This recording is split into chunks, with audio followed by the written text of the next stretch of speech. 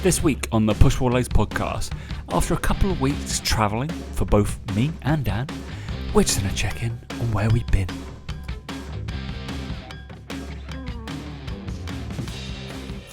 And 3, 2, 1, we're back from our trips.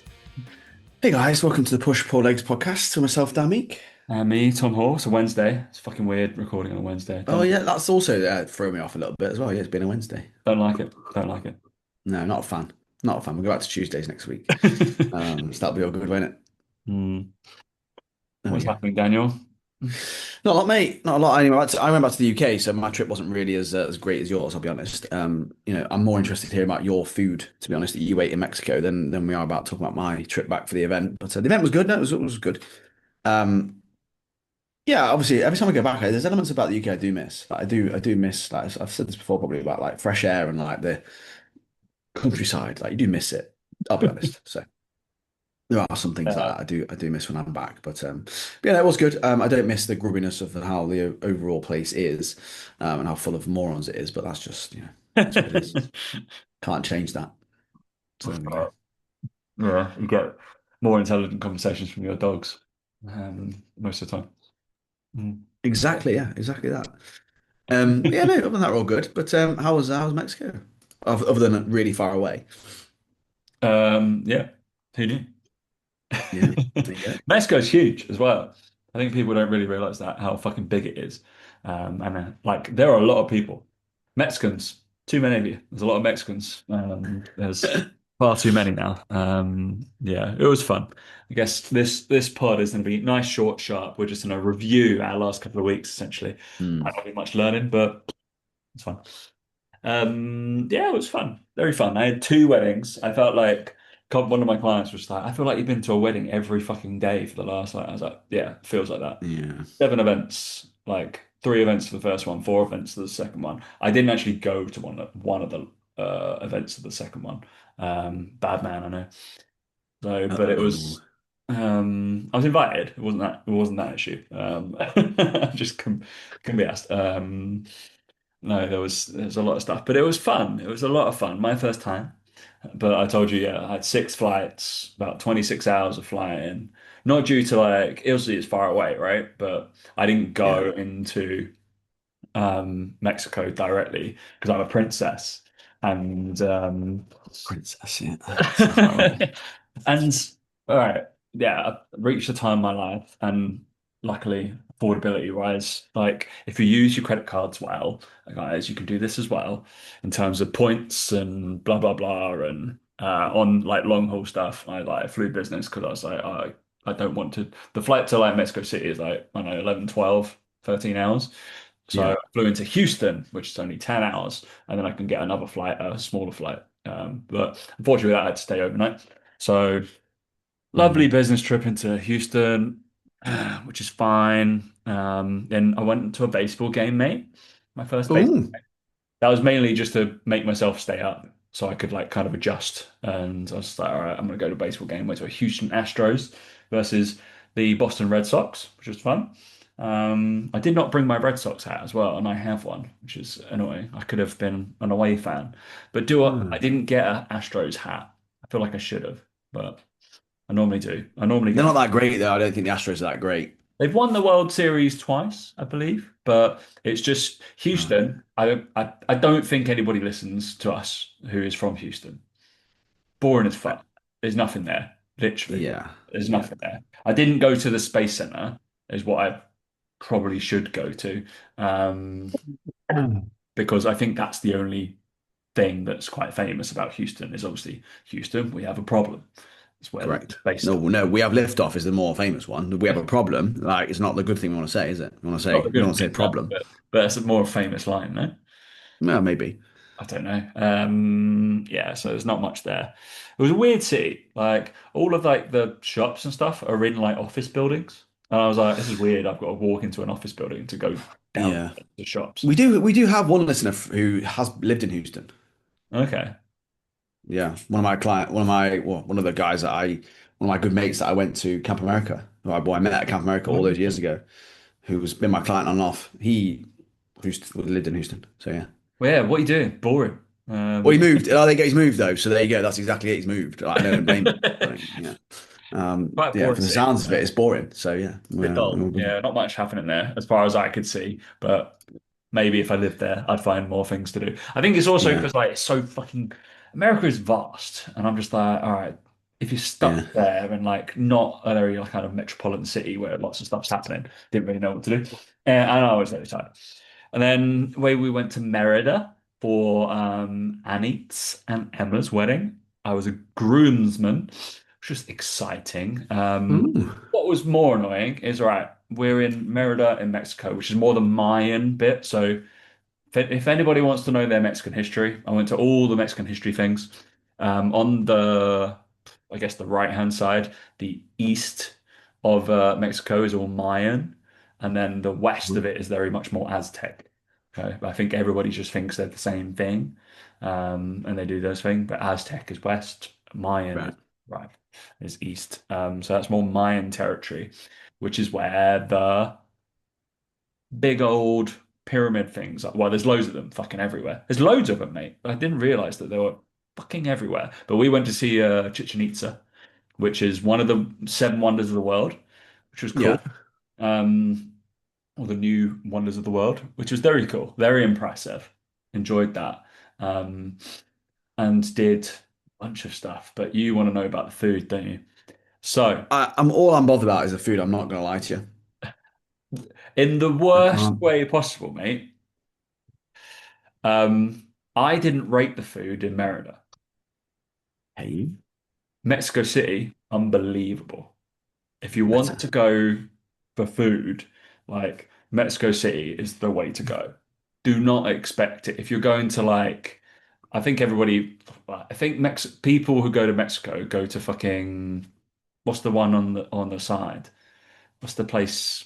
Obviously, you get Cavo, which is where like maybe some Americans go to. But what's the other bit? Um, Got out then. huh? It I cut know out then. exactly where it is on the map, and then places to go in Mexico for vacation. Hmm. Cancun, thank you. Cancun, yeah, the famous place. It's the famous bit. Cancun, The that's right. party, that's the party bit, isn't It's a it? party place, and apparently it's just Yeah. Western fucking shit food. So don't go there. These are real places. We went to Merida, which was cute, but yeah, didn't really rate it for food wise. I ate, Hmm. which these guys are eating like non-stop, right? Grasshoppers. They Ooh. they're like in more in Merida, I think. Like I saw more. Actually, I had some. Yeah, I had a few grasshoppers that were kind of sprinkled in places. You could see that quite abundantly, and um, ants. They do some ants and like crushed up ants in their stuff quite Okay. often. But yeah, Mexico City was way better. We went to a place called Entremar, which hands down has the best tostada and the best tacos I've ever had in my life. But it was a fish place. So it was all like seafood tacos and seafood and like tuna and stuff like that. And the ceviche and the Okay. aguachile was unbelievable. That was so good. We went to, I don't know whether you're big into your restaurant, Stan. Um, we went to a place called Puyol, which is regularly apparently one of the best restaurants in the world. And it's like, oh, that's where you got to Yeah. go. I didn't rate it. Mm. Oh, Yeah, I didn't really enjoy that's it. good. Maybe because I had my socks knocked off from lunch, which was entremet. But then, yeah, it wasn't. Also, oh, I did street food. The street food was really good. I've got like I had the best corn I've ever had in my life, which Of all the sounds things, really like niche, yeah, right? of all the things to say, I was not expecting that one. Well, obviously, like in Latin America, corn is huge. It is like a big, Yeah. big, big, big thing. But we went to a place called Xochimilco, I think, which is like these canals, and then they do like micheladas, which is like beer and like tomato stuff and this like other stuff round. It's really cool. You might actually like a michelada. Might be a way for you to drink beer and but they basically on like a canal. Um, and there's these like kind of boats that you're drinking, you're eating, you're chatting, blah blah blah blah. Blah. But there's like other vendors that are on boats as well, like little ones. And this guy was doing like this corn, and it had like this cheese, and it was like charred, and this I don't know crispy stuff around it. And honestly, best corn I've ever had in my life. So good. But that was nice. Yeah, And well, like I said, strange thing for you to say, but yeah, I'm glad. and then I had Michelin starred street food. There's a Yeah. there was a place in Mexico City which got a Michelin star, which they literally do about four things just in a taco, and that was it. And it was fine, but I was like, is that it? I think that they obviously got it because they literally make the dough right there in front of you, and they got Mm, dough and they roll out the taco, make a fresh taco, and then it's right. just like they just do like a beef skirt steak and then like a pork steak thing, and then that is just like boom, boom. It's as fresh as it's like simple as hell. I was like, that's fine. I was like, I feel like I needed more spices and elevated, but yeah, it was obviously there, Really? pretty traditional. Mm. But it was good. It was nice. And then Guadalajara, this is what was I was waiting for, is I got sick. Um Oh dear. Like me now. Like you now, Coughing. not quite like you now. I wasn't sneezing and coughing. No, Oh, no. I went to the toilet about 6 times an Oh, hour for about like a good 4 or 5 hours, basically because I think it's very similar to like India and stuff like that. It's obviously a developing country, right? mm. It's not a third world country. It's like very much a I can't remember what they're called. Um, it's like Emerging market. It's like an emerging like an kind of emerging like whatever. maybe. But Yeah, there's a title for it, isn't there? Where it's like India, possibly. China, Mexico, all these guys that like shit tons of things. They've got enough stuff that's happening in the country that it's almost first world, but not quite there. Um, Not and second world, is it? So it's between third and first. It's not second. it's not second world, no. No. What there's literally like an acronym Oh, with like okay. got like Brazil in it and stuff like that. I can't remember what it's called. Um, Oh, BRICS. is it BRICS? Yeah, Is it the yeah. BRICS nations? Yeah, Brazil, Russia, India, Correct. someone else. Yeah. I think Mexico's in there now. So, but yeah, just like I think I got done for and there's something called Chloe sent it to me. It was like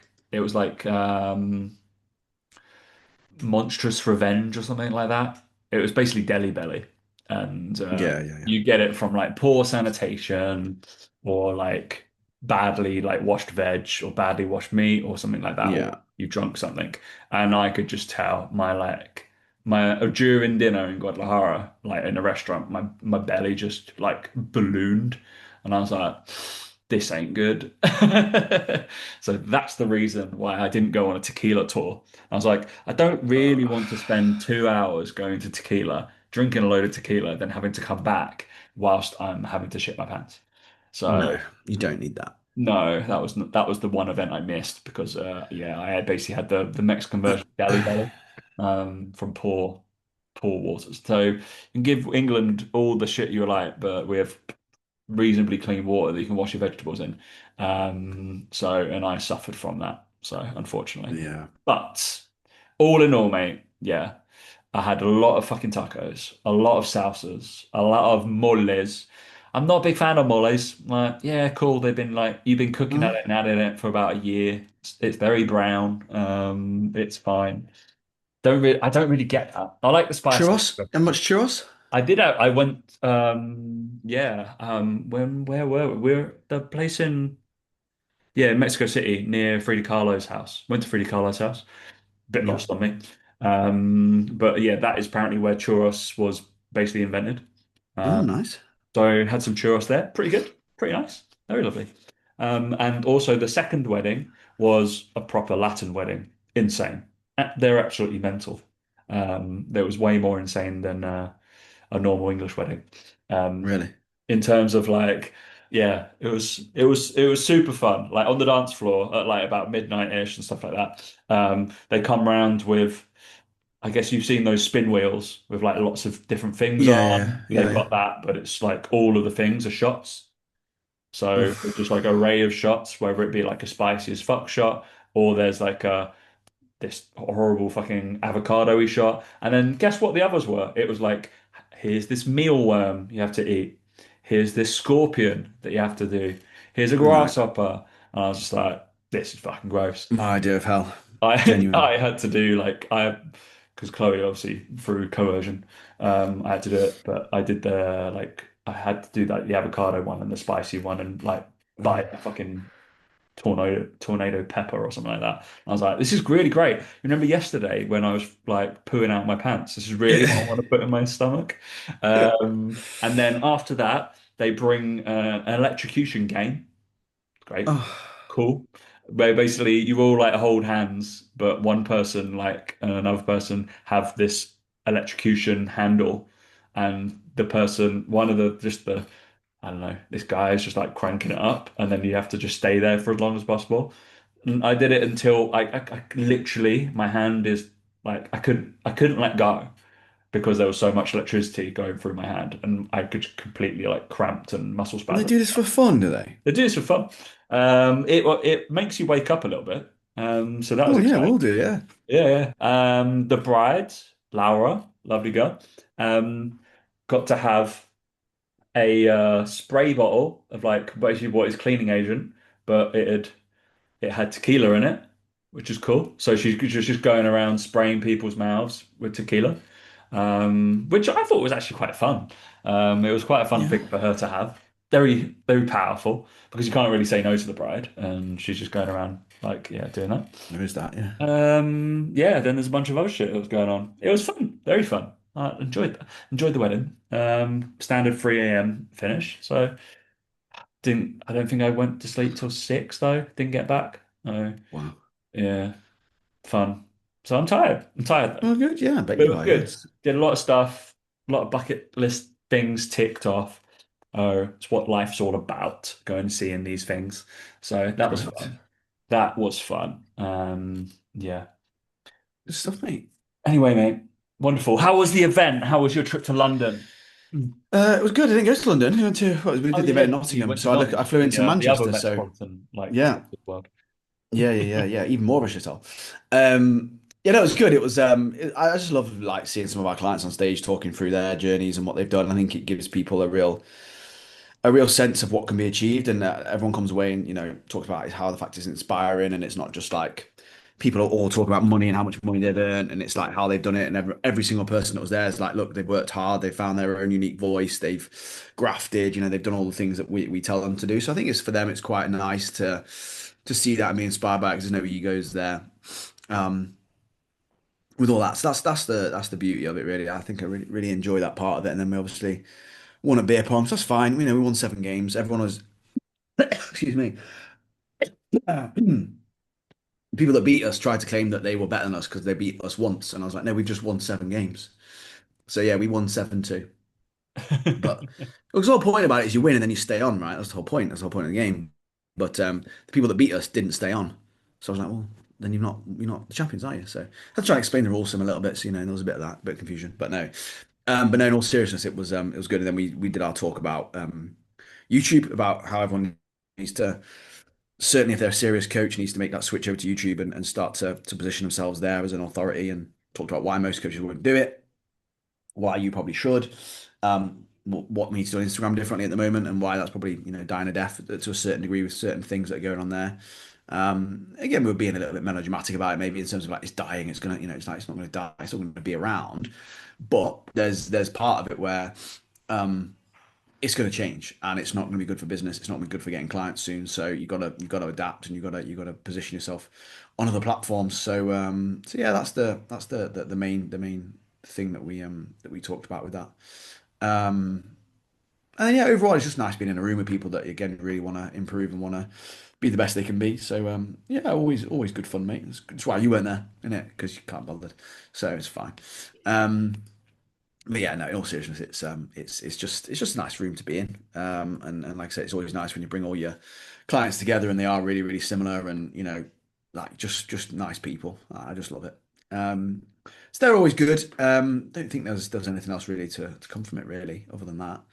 Um, What were the talk topics for anybody who missed out?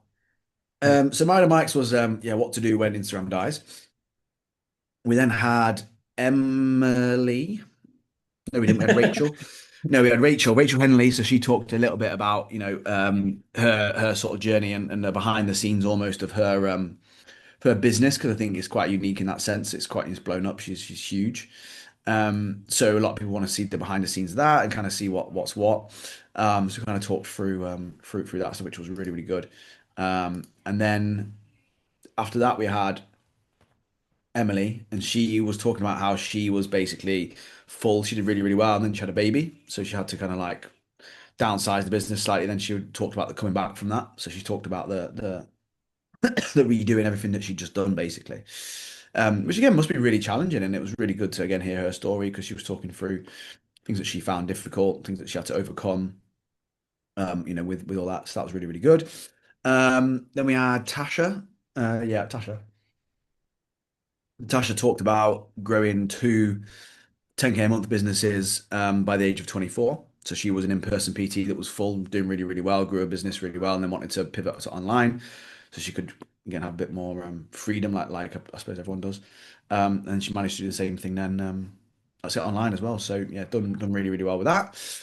Then we had Jake and Jake, our two coaches. They spoke a little bit about how to build authority as a coach, how to make sure that you're positioning yourself as an authority within content, within what you're doing, all the aspects that come with that. Oh, okay, now don't you like this cough. All the things that come with that, and then we had Paul Standell talk a little bit about kind of like onboarding clients, how to kind of create good relationships with clients, and how to kind of make sure that your coaching gets off to the best start possible, as well. So that's the kind of the main things that we had. I don't think there was anyone else. I don't think I've forgotten anyone. No, I haven't forgotten anyone. That was it. Yeah. I don't think so. No. Nice. Did you learn anything, Daniel? Was there any takeaways from your end? Um, no, not really. Not the only thing that again just reconfirms it, like, and it should reconfirm it to everyone really, is just that once you find the things that make you unique and things that make you who you are, you just have to fucking shout about them nonstop. Like you just have to be your biggest cheerleader. I think that was the one thing that I always kind of take from these things is that no one's gonna big up your business more than you. Like no one's gonna do it for you.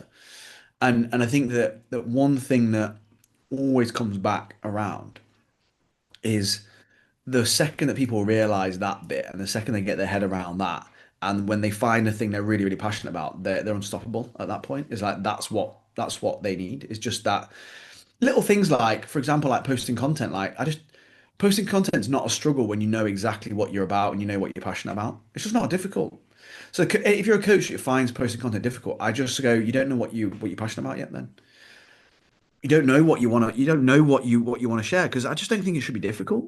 Like, and that's coming from someone that finds it easy, but when we break it down, I think that's the thing that I find that I think is the easy part is it's when you know in your head exactly what you believe in, what you stand for, and you don't care who knows it. That's what all of them on stage are all about. They just don't care. They've got a message they want to spread, they want to share, and they just do it. Like so, regardless of how busy they get, it doesn't matter. Like it doesn't come into it. It's not a factor. They just say it. They just turn up and talk about it. So yeah, that's the main thing I would say is I think that's the thing that coaches struggle with a lot is that they just I don't know if they're waiting for permission from someone, they're waiting for someone to tell them that they can do it. Like every single person up there doesn't wait for anyone. They just do it. They don't wait for someone to tell them what to do, they're just going to do it.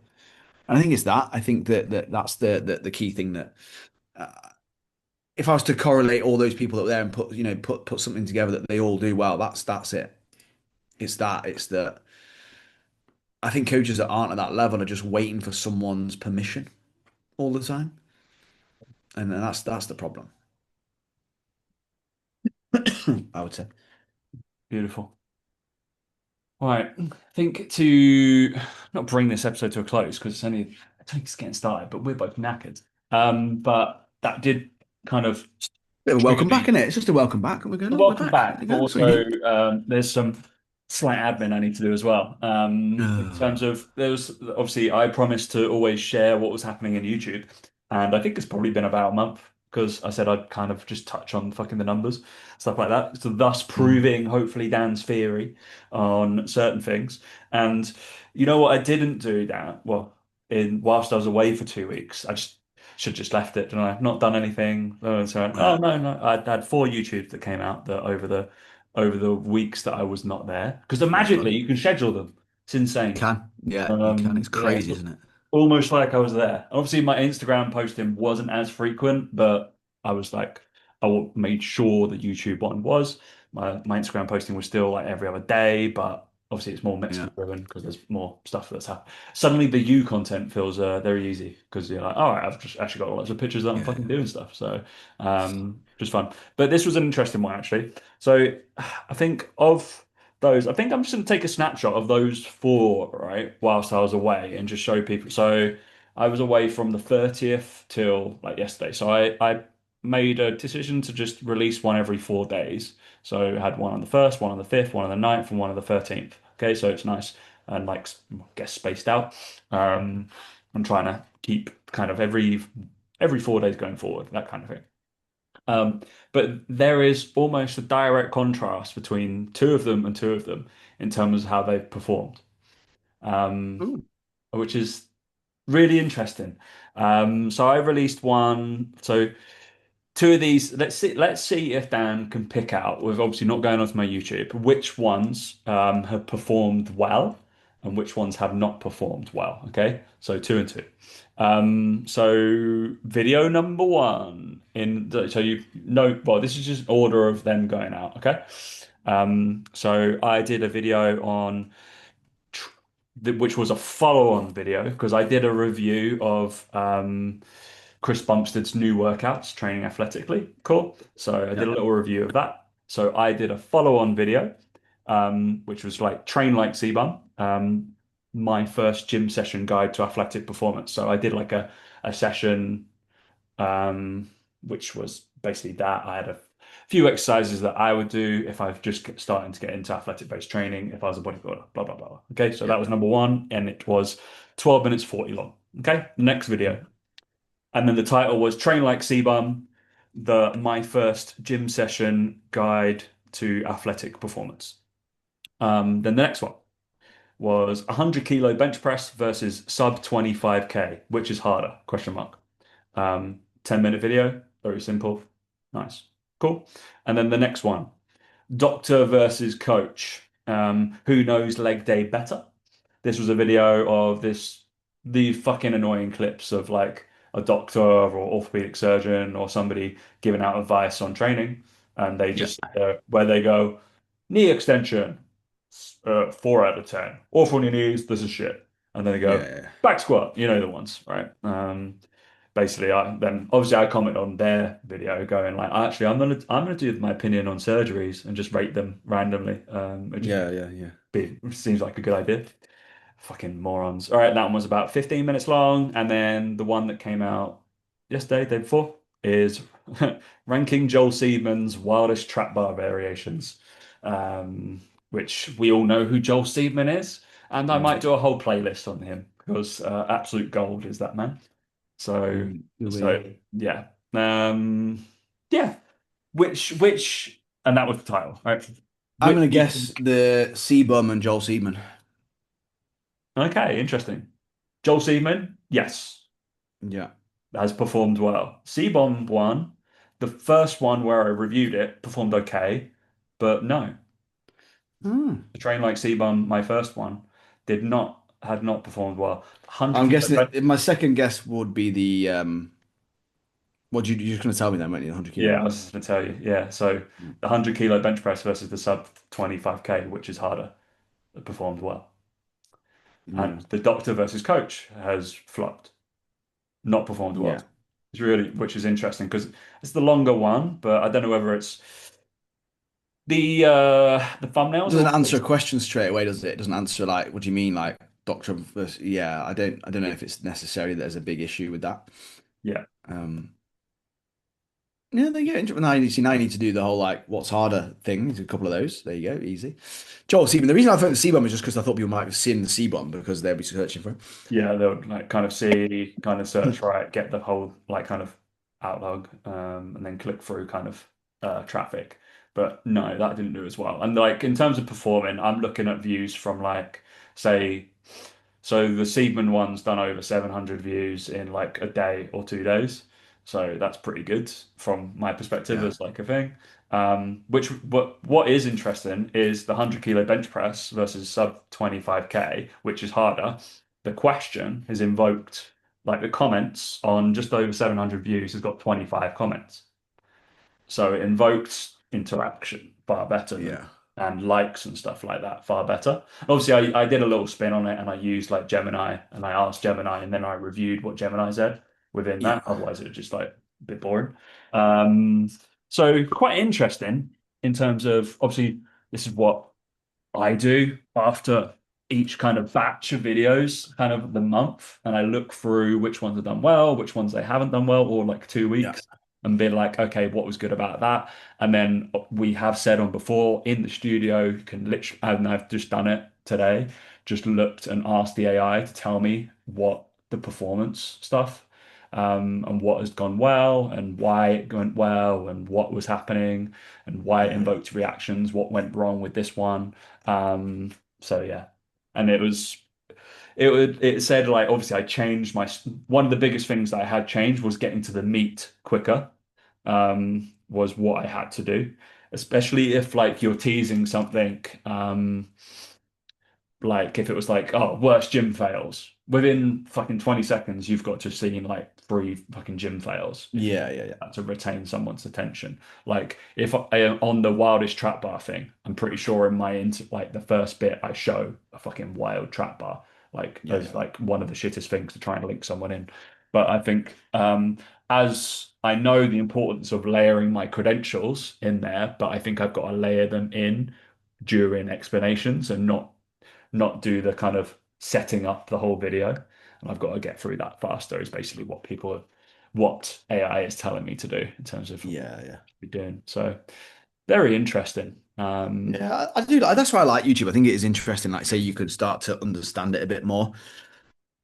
There's a lot more logic involved in those videos and what's required and needed and stuff. So that's why I think it's just for coaches anyway. It just makes so much sense. It's so much more sense, yeah. And you've got to kind of look at, and I was saying this to Mike on one of our calls, and like, just it's yeah, it's more effort, totally get it. But you can put the same effort into a reel and get like no like in terms of retention, like a lot of Yeah. click like going through, right? And just the amount of kind of retention that you kind of see per video is just like just put it in the perspective of it's seconds for Instagram and it's minutes Yeah. for YouTube. It's like if someone is looking and absorbing your content for minutes and minutes and minutes, they're going to Yeah. buy into you better. And you're going to get your point across, your personality across, your whole coaching style across, and what you believe in across better in those minutes than you are in seconds. It just gives you more time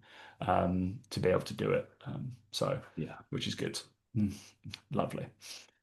So yeah, it's transparency, and yeah, I've obviously anything I post on Instagram, I post it like as a reel, I post as a short, and all that kind of crap. But yeah, shorts are just, as we've said, fucking awful platform.